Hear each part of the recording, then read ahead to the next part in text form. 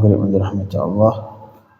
InsyaAllah kita lanjutkan pembacaan kitab Ihya Ulumuddin karangan Imam Al-Ghazali rahimahullah, masih menyangkut fadilatul masjid wa mawdhi'is salah. Fadilah masjid dan fadilah tempat yang dipakai untuk salat.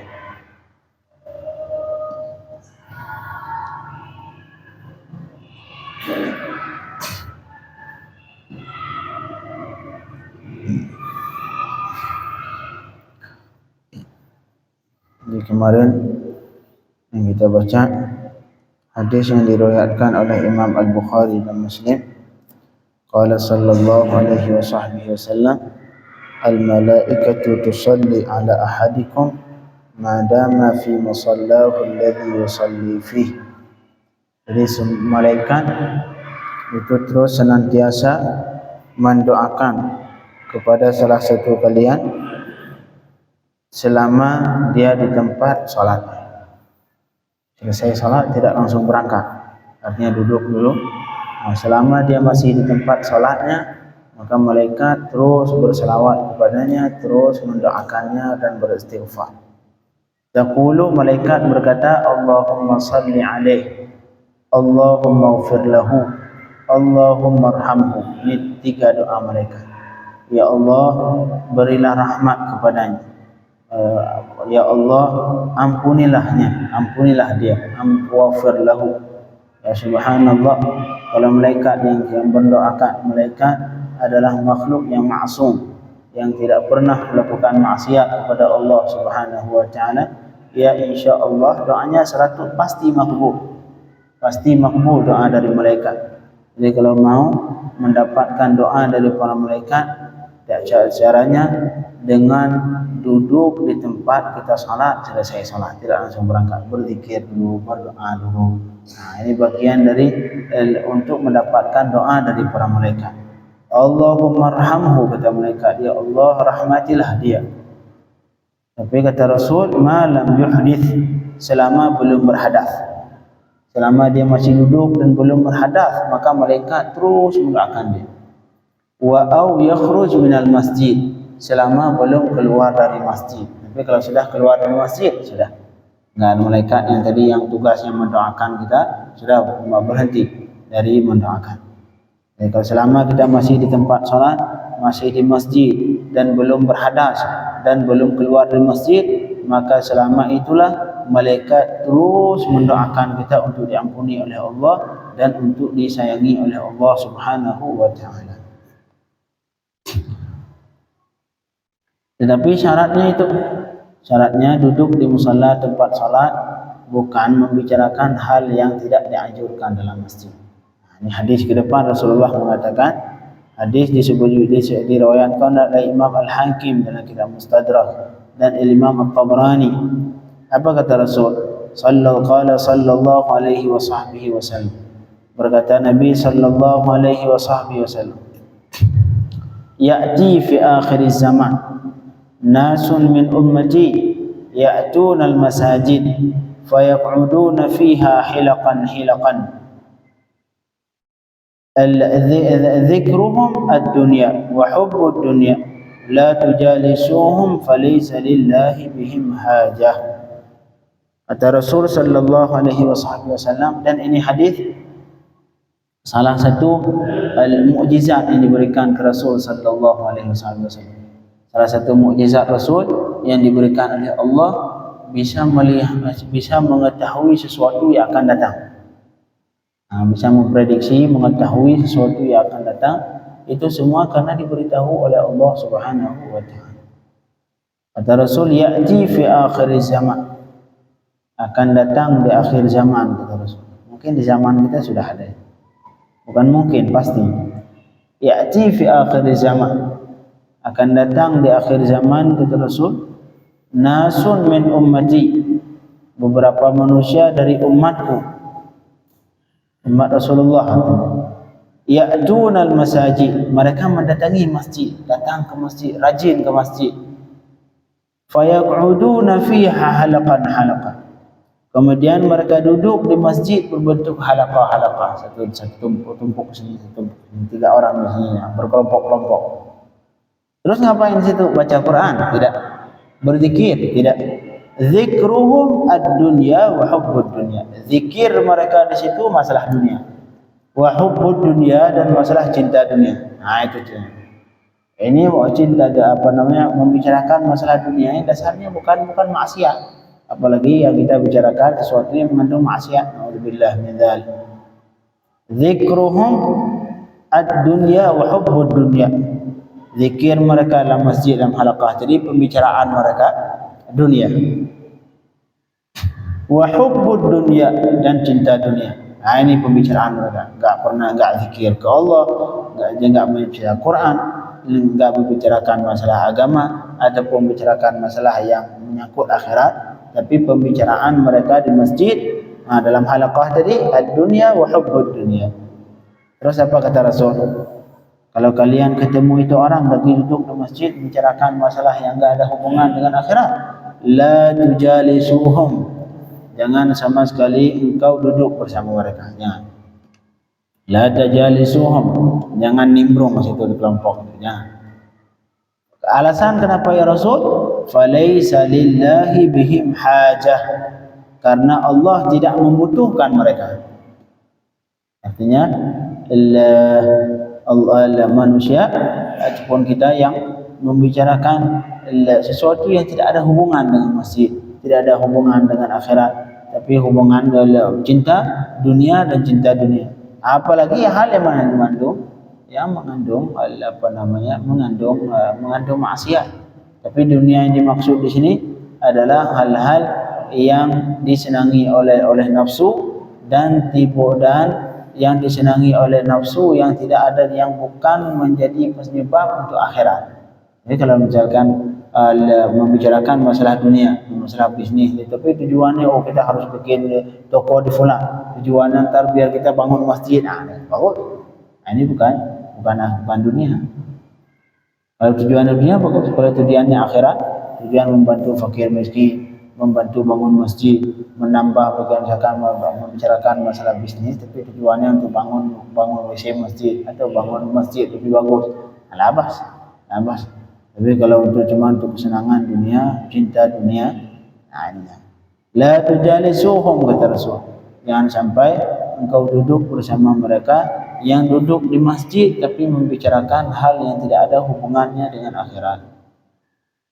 Alasannya ya Rasul, falaisa lillahi bihim hajah, karena Allah tidak membutuhkan mereka.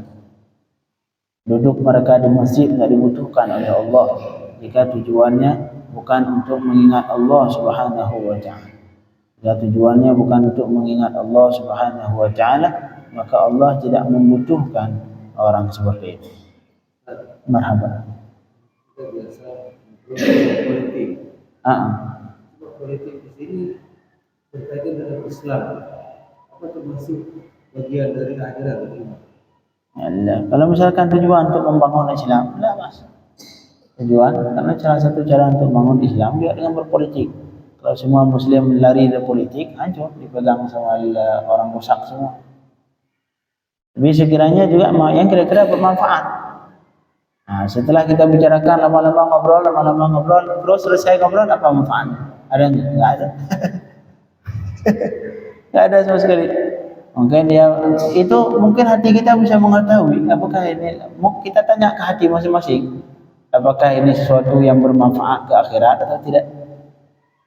Memang secara zahir ini untuk membangun biar politik, bangun Islam itu semua. Tapi selesai kita ngobrol 1 jam, 2 jam kita ngobrol. Selesai ngobrol semua, apa manfaat? Apakah partai politik itu berubah gara-gara ngobrol kita di masjid tadi? Ya. Apakah caleg-calegnya bakal berubah prinsip mereka dari pembicaraan kita di masjid? Tidak. Ada yang berubah sama sekali? Tidak. Mereka yang rusak tetap masih rusak.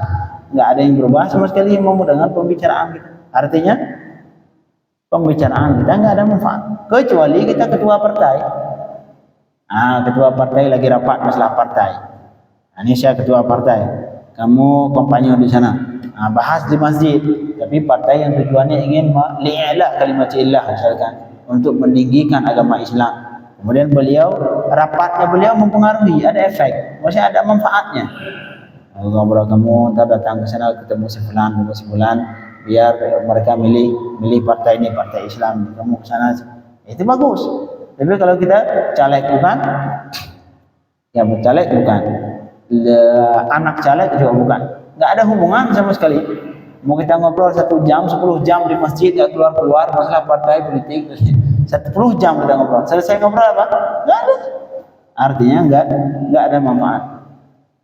Tidak ada efeknya sama sekali, artinya tidak bermanfaat. Falaisa lillahi bihim hajah. Karena orang yang seperti itu, kata Allah, kata Rasul, Allah tidak membutuhkan mereka. Allah tidak membutuhkan. La tujalisuhum, jangan sama sekali engkau duduk bersama mereka yang zikir mereka di masjid adalah masalah dunia. Zikirnya masalah dunia. Nah, itu jangan duduk. Dan nyari tempat lain.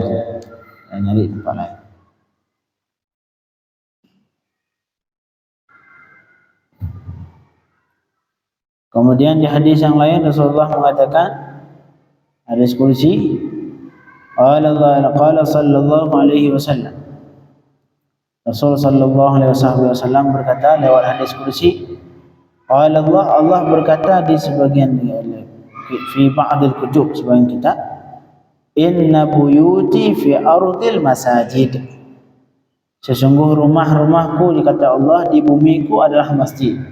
Masjid adalah rumah Allah, makanya nama masjid Baitullah. Namanya bukan Baitullah, bukan berarti Allah tinggal di situ.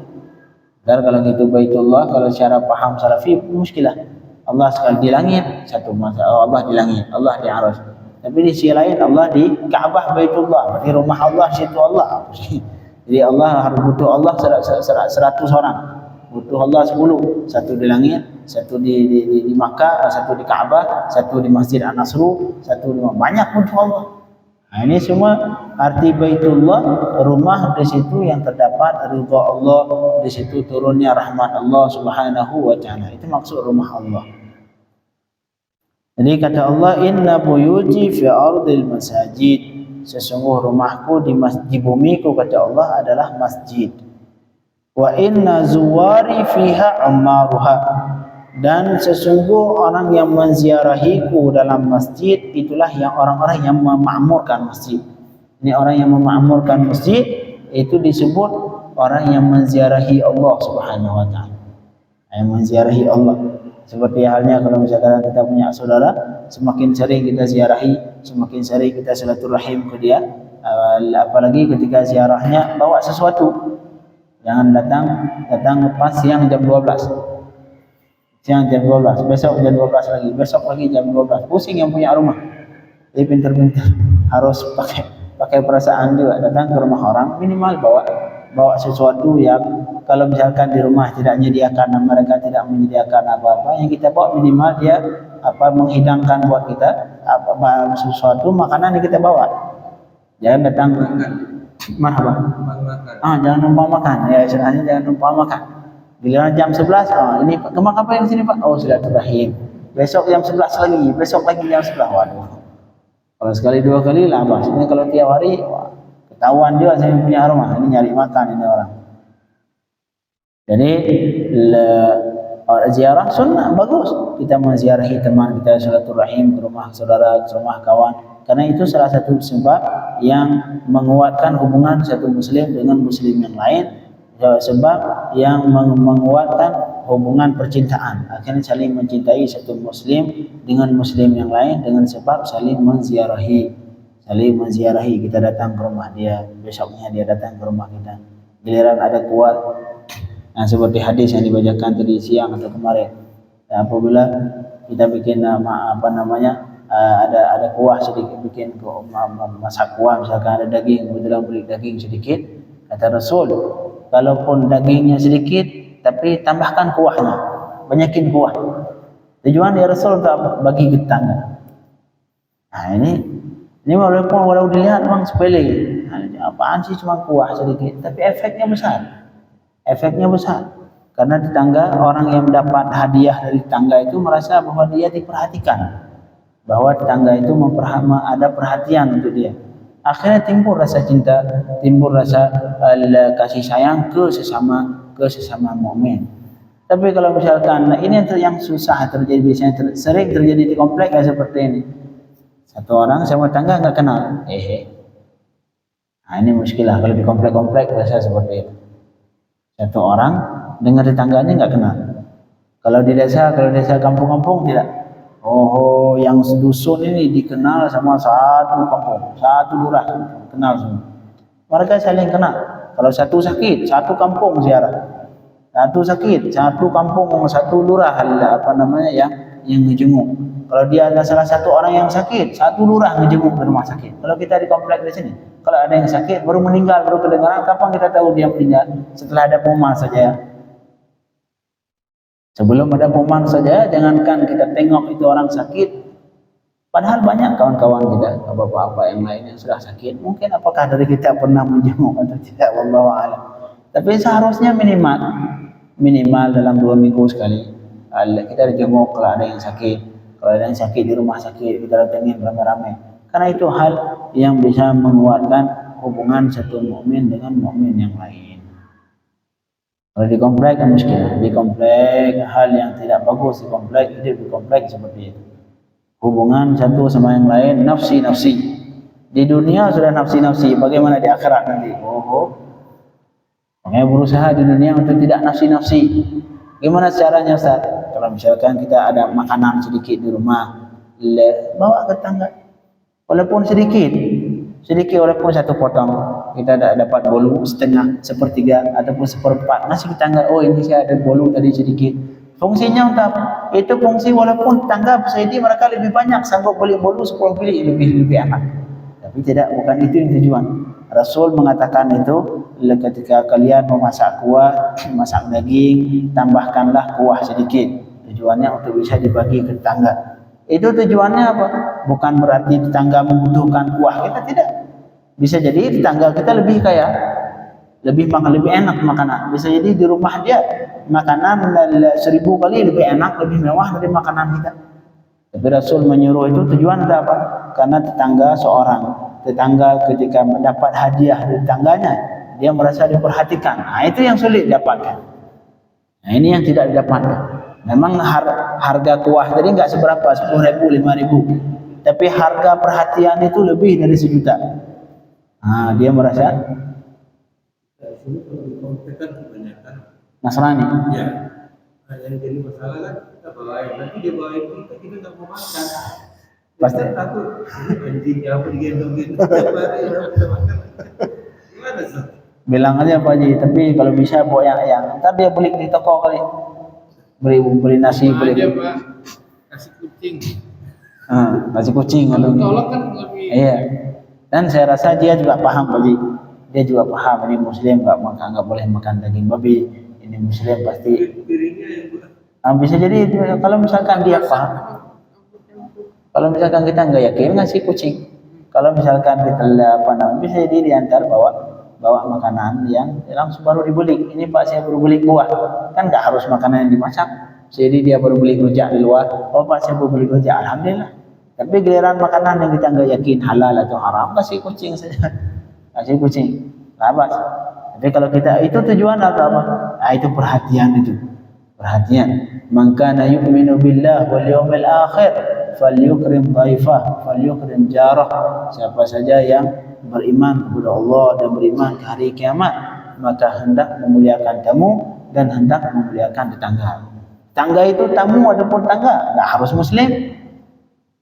Misal kufar, Nasrani, kawan kita datang ke rumah kita muliakan. Itu bagian dari syariat Islam yang dianjurkan oleh Rasulullah sallallahu alaihi wasallam. Nah, tambahin kuah sedikit. Apalagi kalau misalkan tangga kita muslim, nah itu lebih lagi. Lebih. Tambahin makanan sedikit. Karena perhatian itu yang sulit.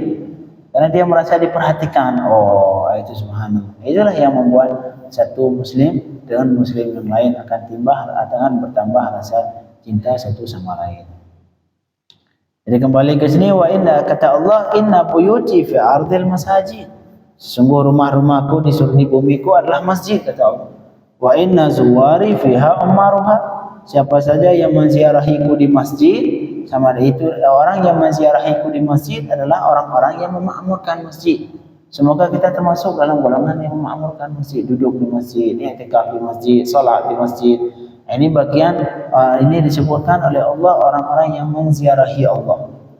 Akhirnya orang yang biasa, misalkan kita datang kawan ke rumah kita, apalagi datang kawan ke rumah, pasti senang. Pasti senang. Begitulah Allah akan senang ketika kita ziarahi di masjid. Kemudian Allah berkata, fatuba li'abdin, maka betapa bahagia, betapa beruntung, li'abdin, bagi seorang hamba, tatahhara fi baiti, yang dia bersuci di rumahnya sudah langsung berwudu. Thumma zarani fi baiti, kemudian dia menziarahiku di rumahku, yaitu di masjid. Betapa beruntung. Fahaqqun 'alal mazur, maka berhak, sangat berhak terhadap orang yang diziarahi. Dalam hal ini adalah Allah, karena kita ziarahi Allah. Sangat berhak terhadap zat yang diziarahi adalah Allah, ayyukrim zairahu, untuk memuliakan yang orang ziarah. Seperti misalkan kita datangin ke rumah, misalkan ada kawan kita datang ke rumah, pasti kita, walaupun kita enggak punya apa-apa, berusaha hari itu makan harus enak, makanan harus enak, minuman harus enak. Tujuan untuk apa? Untuk menziarahi, untuk memuliakan yang menziarahi rumah kita. Begitulah Allah. Allah bagi orang yang menziarahi Allah di masjid, sama ada Allah, apa juga Allah sangat memuliakan orang yang menziarah. Kemudian di hadis yang lain Rasulullah mengatakan, di hadis diriwayatkan oleh Imam At-Tirmidzi, begitu juga Imam Ibnu Majah, idza ra'aitumur rajul ya'tadul masajid fashhadu lahu bil iman. Subhanallah. Kata Rasul, idza ra'aitumur rajul, apabila engkau melihat seorang laki-laki, seorang ya'tadul masajid, dia membiasakan diri di masjid, sering ke masjid, salat di masjid, kemudian i'tikaf di masjid, sering waktunya dihabiskan di masjid, terutama salat 5 waktu, enggak pernah salat di rumah, di masjid terus. Apabila kalian melihat seseorang yang membiasakan dirinya ke masjid, kata Rasul, fashhadu lahu bil iman, maka saksikanlah bahwa dia itu beriman. Pasti sudah Rasul mengatakan fashhadu lahu bil iman, maka kalian jadi saksi bahwa dia itu orang yang beriman kepada Allah Subhanahu wa taala. Artinya salah satu tanda iman seseorang dilihat dengan sering bolak-balik masjid. Kalau orang yang enggak pernah ke masjid, kayak video, kayak foto-foto yang terpampang, yang tidak perlu takut hilang sendal di masjid, tapi yang paling takut sandalmu enggak pernah terlihat di masjid. Ini yang bahaya. Enggak pernah terlihat di masjid sandal. Kita masuk masjid bukan masuk, dimasukkan ke masjid ketika meninggal. Ini bahaya. Dimasukkan ke masjid.